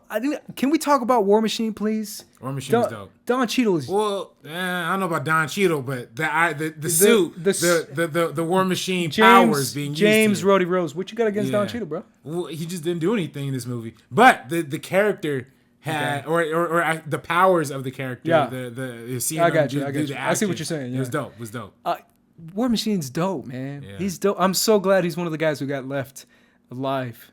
That I was like, all right, at least we got Rhodes. Yeah, wasn't it kind of fucked up that they killed like every new person, just kept the old fucking Avengers team alive? Like, I think that's very purposeful. Yeah, and then I guess the fourth one is just gonna be like the last one where you see all the old ones. Nebula is pretty new though. Nebula. No, she's in the first Guardians. But I mean, just like in terms of like Okoye's still around. M'Baku's still there. Right. I was like, at least we still got M'Baku. All the supporting characters of the new people are still there. Sure. But like the main core Avengers are still the main core Avengers. Yeah. I don't even know if Shuri's still alive, man. Like, no, Shuri. Dude, come on, you can't kill Shuri, bro. Yeah, they didn't show her. They didn't show her fade away. They didn't show Wong either. Wong? Is it Wong? Wong. I don't think Wong's dead. I don't think anyone they didn't show. I mean, they showed everyone, so they could have just shown like one shot of Shuri turning to ash. I think they're still alive because they didn't show them. But yeah, I think that was speaking of Guardians. That's the most for me. Right. If you don't realize this by now, people, I'm looking at the poster trying to like take a deep dive into who's all on here. Doctor Strange. Here's what I'll say. All right. Number 1 was Thor. Number 2, Doctor Strange in this movie. For me, 100%. Doctor Strange was gangster in this movie, bro. Yeah. It was so dope. I love Doctor Strange. Keep going. Not really much of like a story arc, but just on pure ass kicking, bro. Yeah, he has some good moments, and I like the whole thing where, well, I don't like the scene, but I like the idea of him looking into the future and seeing like 14 million different possibilities, and like there's only one possible route of survival. I like that idea a lot.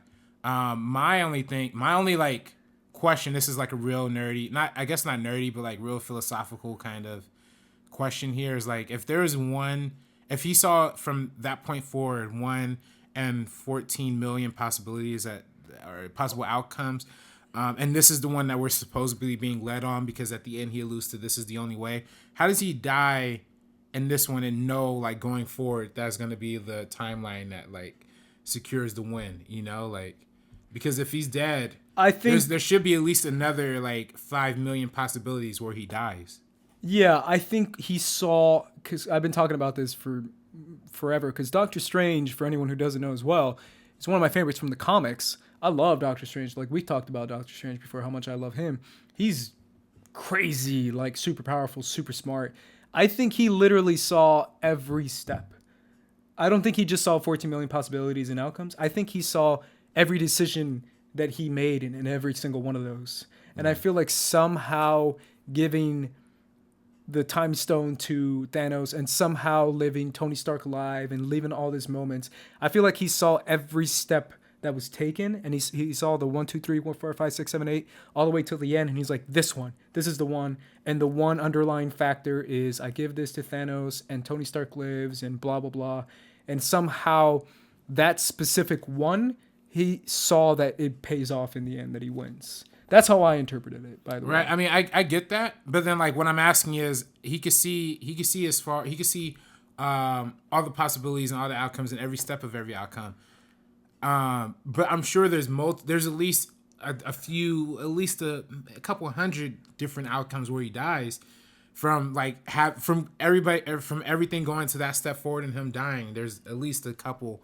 You're saying he can't keep looking further if he's dead? No, I'm just saying like, how would he know if that's the right possibility if he says like this is the only way?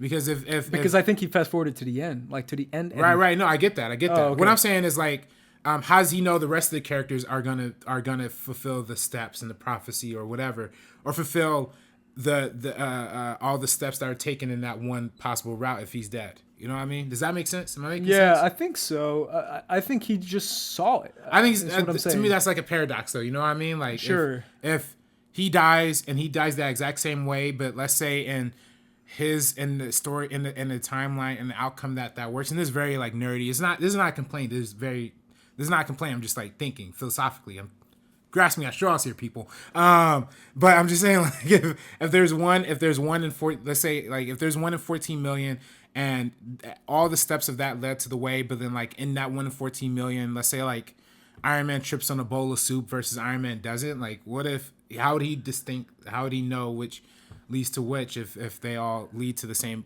way of him dying? Am I making sense? Yeah, I get what you're saying, but literally what I'm saying is that he literally saw every single moment of what Iron. So this is the one that Iron Man didn't trip on the bowl of soup, because he saw another one where he did, or he got in a car wreck or something, or he couldn't fly a spaceship, but he picked the one that he didn't do that shit, and that he made it all the way, like he followed it all the way through is what I'm saying. Like he picked the one where he followed it all the way through. some underlying factor. I don't think it's just Iron Man. That's what everyone's saying. Like Iron Man has to live. I think that's part of it. I think Iron Man living is part of his plan that has to go on to. I get what you're saying though, right? Because you're saying that Iron Man living is one key. Is that what you're saying? And yeah, it doesn't make sense that it's just one key. Well, no, I'm saying like that's one step. Let's say that's one step halfway through the story. What if something else messes up in the second half that like throws off that timeline and puts you in another possibility or another outcome where everybody dies or whatever? You know what I mean? Like, so like it's not like a complaint. I'm just saying like from a like a time, I guess like a when you involve like time and like those kind of ideas, I always kind of think about like, well, like if all of the events happened up until this point the exact way that Doctor Strange planned it, but because he's not there to facilitate exactly how the rest of that event goes, how would we be 100% sure that it has that way? Yeah. Does that make sense? Yeah, I don't know. Maybe he just saw it. I don't know. I'm just thinking here, man. I'm grasping at straws, people. I'm trying to find some like real world philosophy to get into this movie, man. Tweet at RB3, call him hater and bully. Hey, all right. So here's my problem with Black Widow and Cap and all the. You might have the same problem as me. Go ahead. I feel like there's a whole more interesting movie that happened between here and Civil War. Oh, okay. That happened in between these two movies that like, whereas like they just kind of show up completely changed and have nothing to do as an effect of that, you know.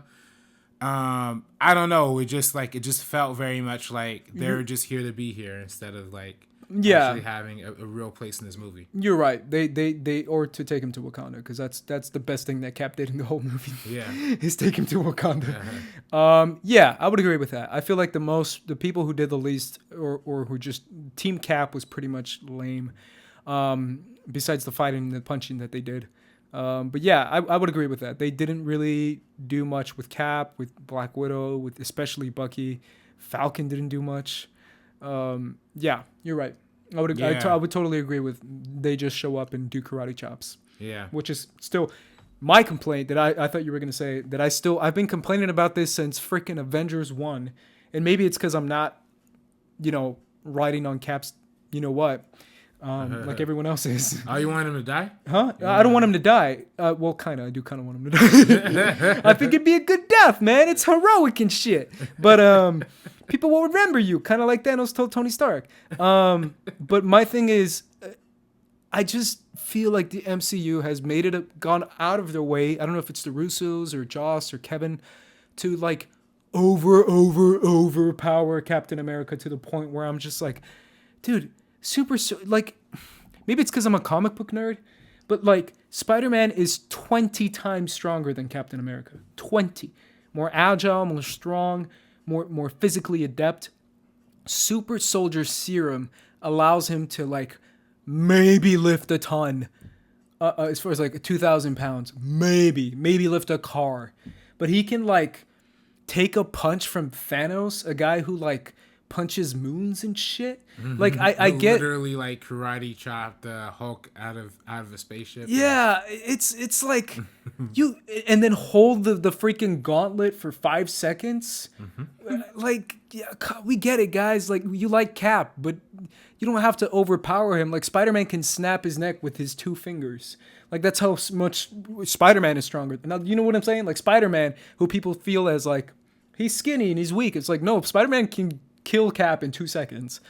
And it levels up all the way up to Thor, who I feel is the most physically strong one. Mm-hmm. But really, I feel like people have been like, Cap he's cool and all, but come on now, why you gotta make him like godlike powerful?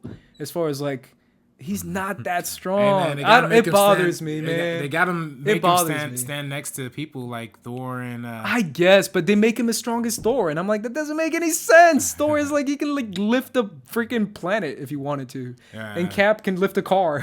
Well, see, I don't know, man. I don't think Thor can like literally take like punches from like. I don't think Captain America could like take multiple punches from Hulk like he did in Thor Ragnarok. Yeah, that's kind of what I'm saying. But he took one from Thanos, which is pretty similar. I don't know. That's just a side thing. I did enjoy that whole action sequence. I was like the ladies fighting And with the Okoye and Black Widow. Yeah, that was fun. Cool. Let's talk about what's your favorite moment in the movie overall. Moment, scene, fight scene, whatever it is, something positive. I'm trying, RB3. I'm trying to save you. Oh, well, I mean, I thought Thor coming to Earth was pretty dope, and I like that one shot in particular where he's like throwing the lightning around, like crashed it, like through all of the different ships. Thought that was pretty dope. And then probably the opening was dope. Oh, actually, the post credit scene was amazing. Oh yeah, that was funny, dude. Yeah, I love how that's his last word. Yeah, I love it. Motherfucker. that was great. By the way, I also thought that you mentioned the leftovers connection before. I do enjoy that the beginning, or I'm sorry, the end credit scene of this is very reminiscent of like the season. I don't know if you've seen the show Leftovers. Have you seen that show? But I've seen like 1 or 2 episodes. Oh, okay, yeah. But the whole opening of that show is like a long one take of like people just walking through the city and just yeah. I like how that was kind of like a big budget version of that, like 100%. Yeah. It literally felt like this is the Rapture type shit, yeah. where like the helicopter crashed too, and the car was like crashing. I was like, oh, this is some apocalyptic shit, bruh. Yeah. And then I thought Fury was gonna live. Obviously he didn't, but I love how that's his last word. That killed me, dude. It made me laugh so hard. That's probably one of the funniest scenes in the entire movie. And it's not even in the movie. I'll say that's my favorite. What about you though? Is favorite moments? Yeah, literally. I would look at my notes because I took notes because I thought RB3 was gonna love this movie. Every single one of my favorite moments is Thor. Every single one. Yeah. Thor's speech. Thor making Stormbreaker. I loved it. Stormbreaker was amazing. Oh, dude. And then Thor returning to Earth with Stormbreaker. And then he comes out through the Bifrost. He literally makes the Bifrost, which is the coolest shit ever if you're a nerd like me. And then the Stormbreaker starts spinning around, like you said. Mm-hmm. When it comes back to his hand and he's holding it high, and then like everyone is like, and then the theme hits, the dun dun dun dun, and I lost my shit. And then literally he comes up and he's like, "Bring me Thanos!" And then he brings the hammer down, and it charges up with like black clouds, and he brings it down and just pops it. I was like the biggest nerd boner I've ever had in my life. I was freaking as a Thor fan, dude. I was like, this is incredible. Like that for me was just the epitome of comic book fun awesomeness from my personal favorite character. And that was my favorite moment in the entire movie. And that's when I realized, I was like, shit, this guy is badass as fuck. Like, yeah. I love that scene. That was my favorite scene for sure. Who knew it would take the Russo brothers to both fix Captain America and Thor?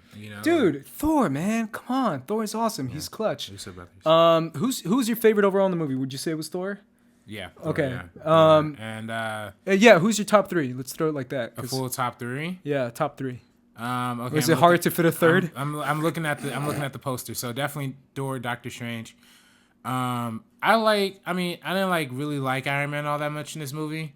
But maybe Spider-Man too. But come on. I don't feel like there's any. Gamora. Maybe Gamora. I guess if you count Thanos' character, Thanos then.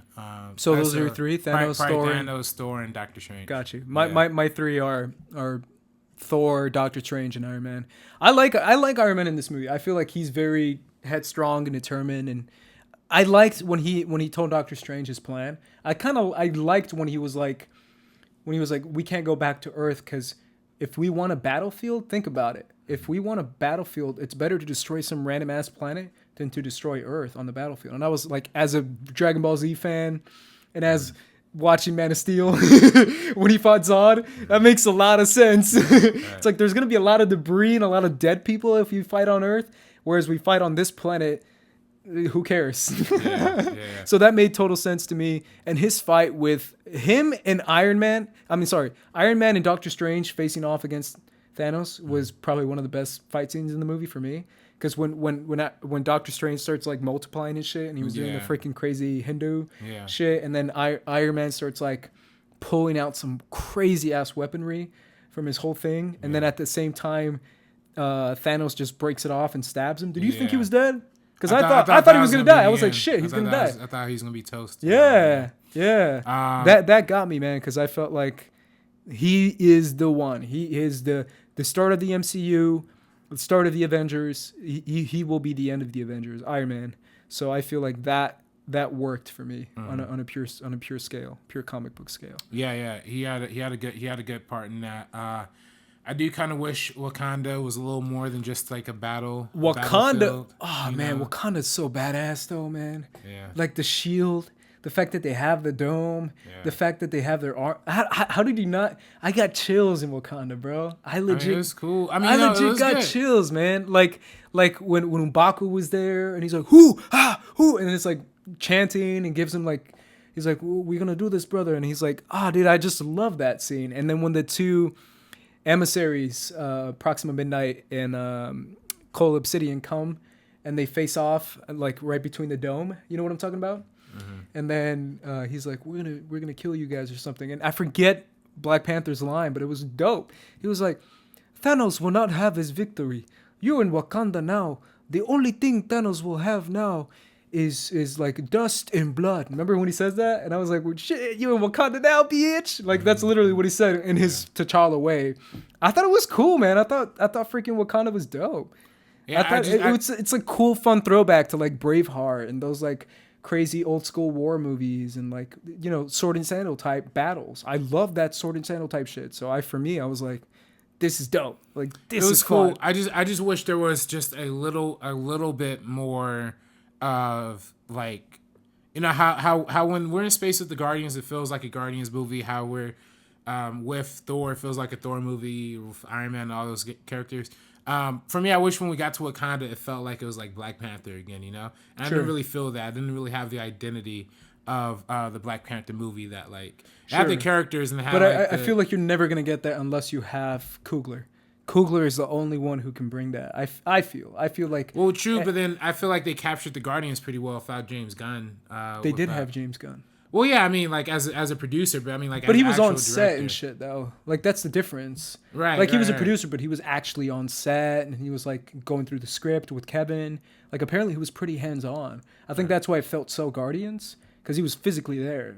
I think if they have Coogler physically there as a producer, it would have been a little better. I agree with you. It wasn't as Wakanda-y, but I feel like Coogler just brings in so much flavor that maybe that's why.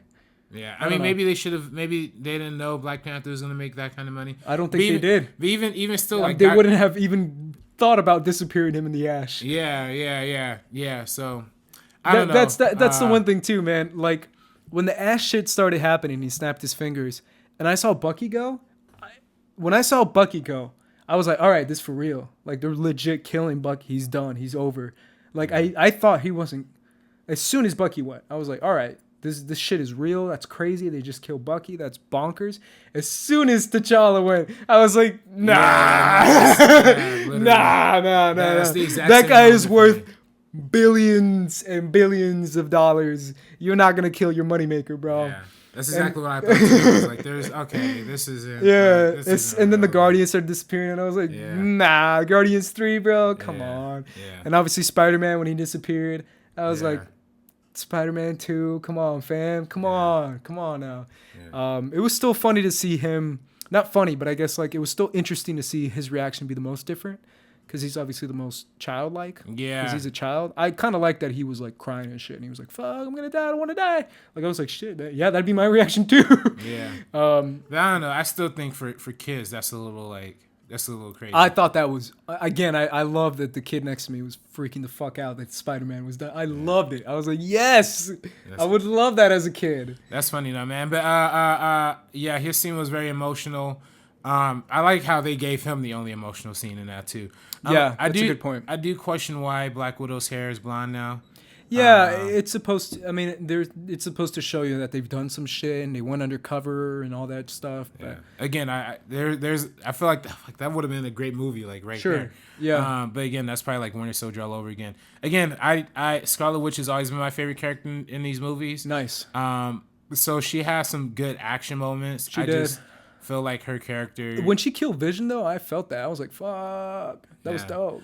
I don't like how her story always has to be like the Vision or like has to be so male oriented in general. Like, sure.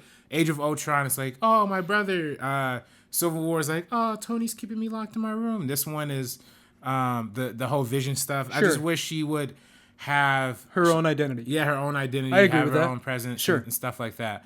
Hulk, he was cool. He got his ass kicked. Never came back. Yep. Bruce Banner was good to see though. Yeah. Everyone else was whatever to me. Bucky again. Bucky was the most disappointing to me because I was like, man, you can. Bucky comes back with a freaking vibranium arm and doesn't do shit. Come on, man. Yeah. Like he was just shooting people. So for me, I had a question. Obviously, it doesn't apply to you because you don't give a shit about this movie. No, I'm playing. Most emotional death for me, I already said it was Loki and Asgard in the beginning. That's the one that got me. Gamora, I liked it, but I liked it because what it brought Thanos, because it made Thanos a little bit better. I like it, the Red Skull thing. The Red Skull coming back too, I thought was the dopest part. That was moment. Cool, dude. Yeah. I did not see that coming at all. And it's freaking Ross Marquand. Yeah, we saw him in the Schmoes. He's such a cool guy, dude. Yeah, remember the nicest guy in the world. The nicest dude ever. Obviously, Ross Marquand or whatever his name is, I forget. Let's just pull it up. Yeah.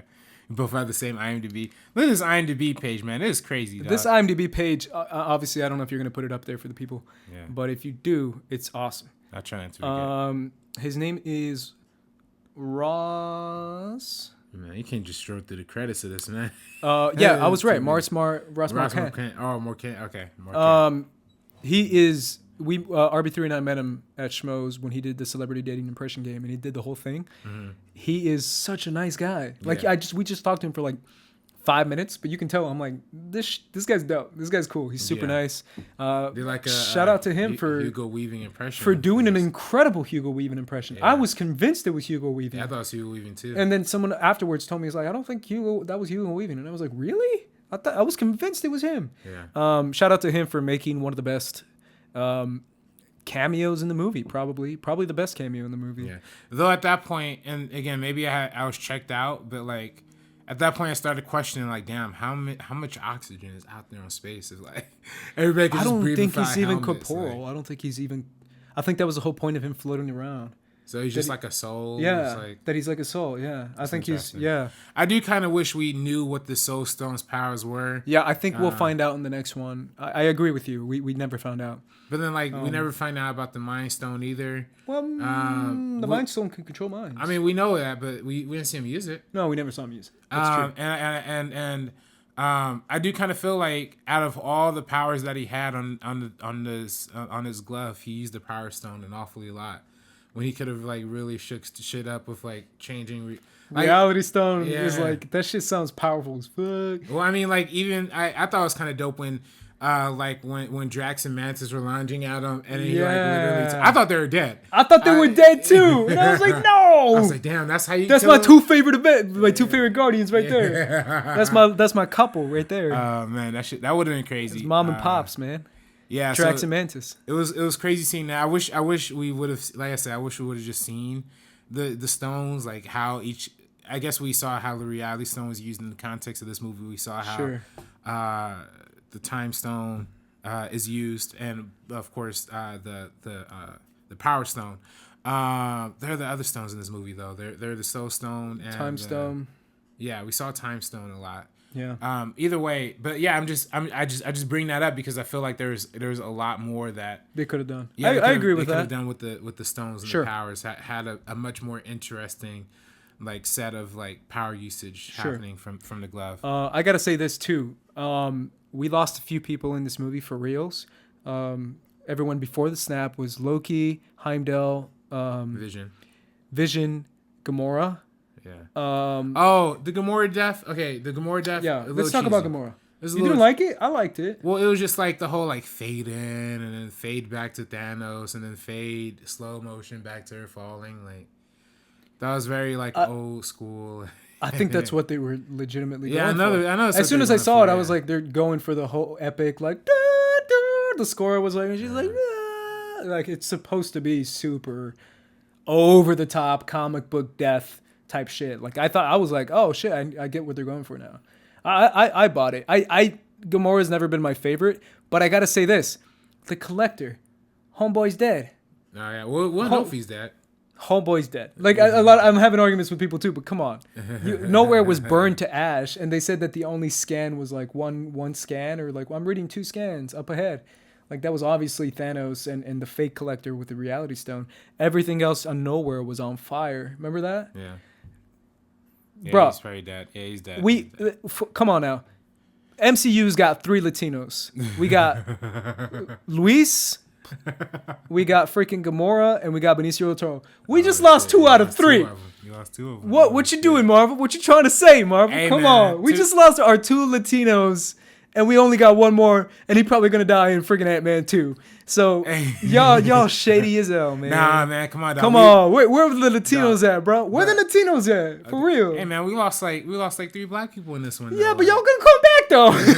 We ain't coming back. Gamora's not coming back. Gamora's not coming back, and the Collector's not coming back. I'm convinced. Okay. And that's 2 Latinos gone, bro. Hey, that's 1 black person gone too. But Falcon. I thought it was kind of I kind of knew it was kind of bullshit when both Falcon and Bucky died. Those are supposed to be the 2 replacements for Cap, and they both died. I was like, all right, I think Anthony Mackie heard you last week when you called him out. Anthony Mackie. Hey man, he called you out. Hey man, bro. I don't know, man. Seeing those interviews, I've been watching other people post interviews, like trying to see who's paired with who. It looked like Anthony Mackie was holding on to the chain pretty all right. So, General Hurt. I mean, William Hurt. I'm sorry, as Thunderbolt Ross. Yeah, come back as a CGI. That was cool. That was a fun little callback to Civil War. It's crazy, man. I think there's a lot of scenes in this movie where like nobody was just like they only had like 3 people on set, but then they just CGI'd the rest in. Like there are a lot of moments where like Spider-Man and Star-Lord and Iron Man are standing in a semicircle, and you just see like Doctor Strange in the background floating. Like it's clear he wasn't there that day of shooting. Sure. That's whatever to me. Thunderbolt Ross, clear he wasn't there either. I'm cool with that. Let's finish up with a few more questions that I have for you, Mr. RB3. Already asked those. Who's your most underrated character in the movie for you? Like who for you did some really good shit that no one really talked about? Let me go back to that poster, Ace, so I can see all the characters. There's, War Machine. Oh, War Machine did a good job. Shuri didn't do much. I said Mantis. That was mine. Oh, Groot. Absolutely Groot. Really? Yeah, okay, by building Stormbreaker. Groot when he held the burning thing, putting it together, and then broke off his arm. Yeah, that was a powerful moment. And then also when he was back on Earth and he shot his arms into the ground and like started like taking out fools that way. That was pretty amazing. Yeah. That was pretty dope. And I guess Black Panther himself didn't do much, but like Black Panther. That kind of got me mad. I was like, that suit so powerful. The whole like kinetic energy burst. Shit. Yeah. I was like, yo, that's like really powerful. Yeah. I don't think you can just stop this guy with one punch. Right. Wouldn't it bounce back and punch you back? And the Wakandan like the vibranium suit, like I'm sure it's just like you just can't punch that. Yeah, just be all right. Like, I still feel like Wakanda was dope in this movie. Obviously, you didn't think so, but I thought the technology was cool. I thought the fighting was cool. I thought M'Baku. Hey, we still got M'Baku. He's still around. I thought he kicked ass, even though he's only in for 2 scenes. I thought that was cool. I do like how all these fucking aliens and shit are from all these different planets. And the one time they fucking use subtitles is when some 2 African cats are talking to each other. Like, didn't you notice that? Didn't you notice that, Ace? Didn't you notice that? I did notice that. Did that bother you? I didn't really take it as like... I was like, what the fuck? Oh, okay. What the actual fuck? Hey, we lost 2 Latinos, though. We lost Zoe Saldana and Benicio del Toro, man. You can see a literal raccoon talking to an Asgardian guard, and there's no subtitles. But as soon as M'Baku and T'Challa start talking to each other...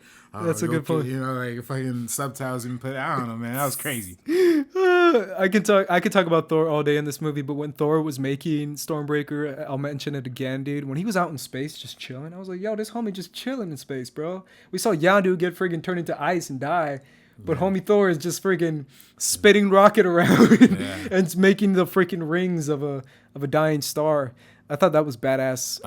Everything with Thor to me was like more badass than anything Thanos did in the movie. Like to me, that was just like, man, this guy's kicking so much ass, and he's not giving it two shits. I did think it was a little weak that they gave him an eye. I think that was just a practical thing. I agree with that. I think that's that was literally just Chris being like, do I have to wear this shit? And they're like, fine. Here, we'll write in that Rocket gives you an eye. Because he didn't want to wear that eye patch anymore. Yeah. I think that's literally just a Mystique, what is it, with Jennifer Lawrence type shit, where she's like, I don't want to be blue. And they're like, fine. I was a little worried they were going to head that route with Vision in the beginning, because they showed a lot of Vision, just Paul Bettany Vision. Paul Bettany. Yeah. But they eventually got back. I got to give a shout out, as far as like, let's give a shout out to acting.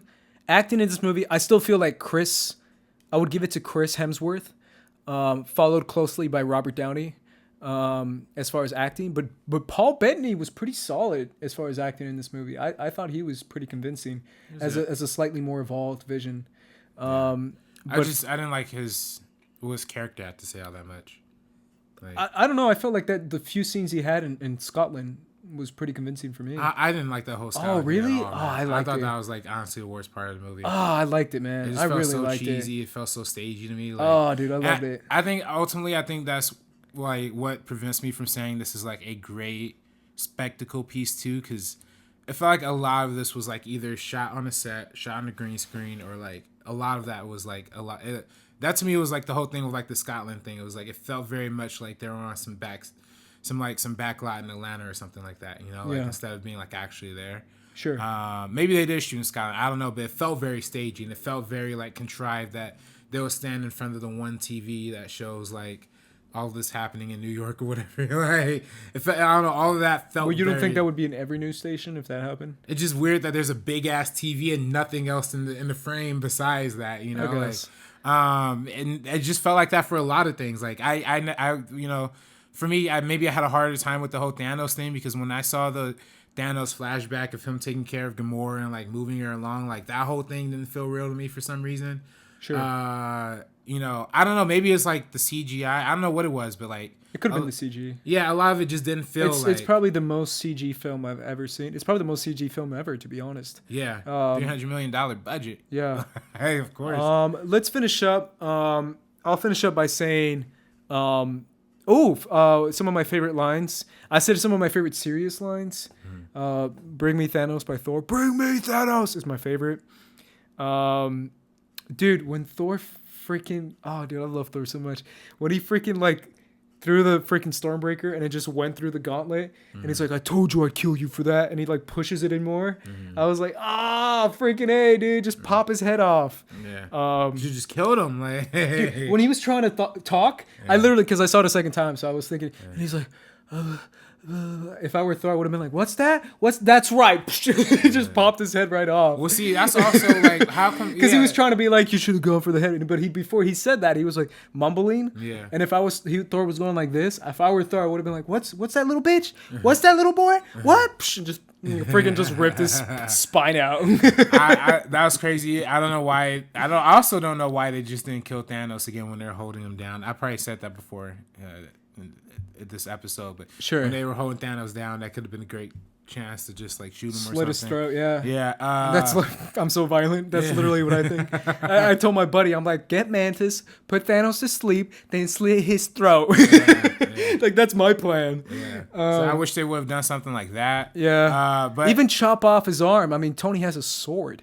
Yeah. I mean, you could have chopped off his arm. Technology just growing from his. Yeah. You know, it's always funny, man. This is not a complaint, but I just think it's weird, like watching the first Iron Man movie, looking at the technology in that versus like dude, that this, nanotech like, suit was so cool, man. I don't give a cool. shit if it didn't follow continuity. Cool, I just thought it was so cool. It was just, and it's so weird, man. Going and watching this, and then like I don't know, I didn't watch the first Iron. I was watching like trailers or whatever, man. But like damn, that movie was like really just a movie. Like, it wasn't the first Iron Man. Like it wasn't like this fucking giant CGI. Yeah, it but was man, really just shit changes, bro. I get it. No, I'm all for. You can't compare this to the first. No, I'm not comparing it. I'm just saying like it's like a whole nother, like, it feels like almost like a whole nother world, like, to an extent. But hey man, I love seeing Tony Stark in this one again. Shout out to Tony. Let's wrap this up. Overall, guys, I love this movie.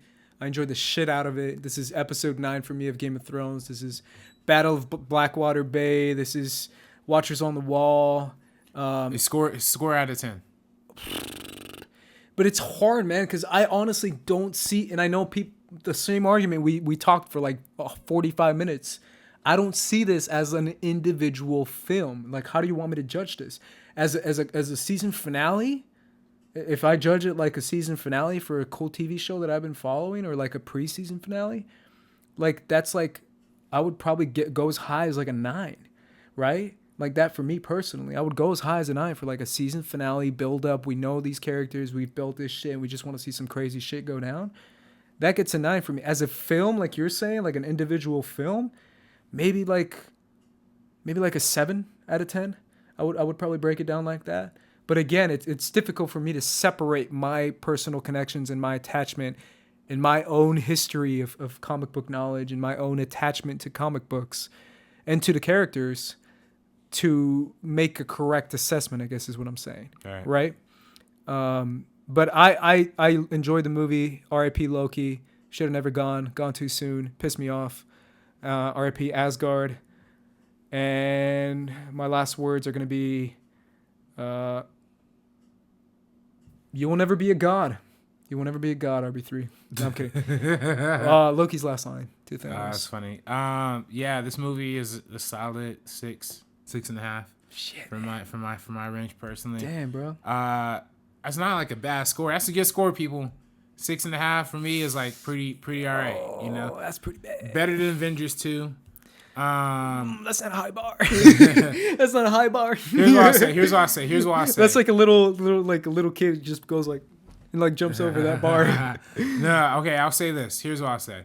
Out of all the Phase 3 movies, this might be like my least favorite. All right, but Phase 3's got some good shit. Yeah, no, it's great collection of movies. So I don't know if it's like top 10 MCU for me, but it's cool. It's fun. It's all good, man. Yeah, it's fun. All right, guys. That was our Infinity War spoiler review. Please let us know in the comments. I'm sure you will. What you thought of the movie. What are your favorite lines, favorite characters? Go ahead and spoil the shit out of it. I don't care. You can follow me at Squad Leader Race. At RB3 Schmoes. And we are peacing out from the Bean Enough podcast. Peace out, guys, because we kick names and take ass.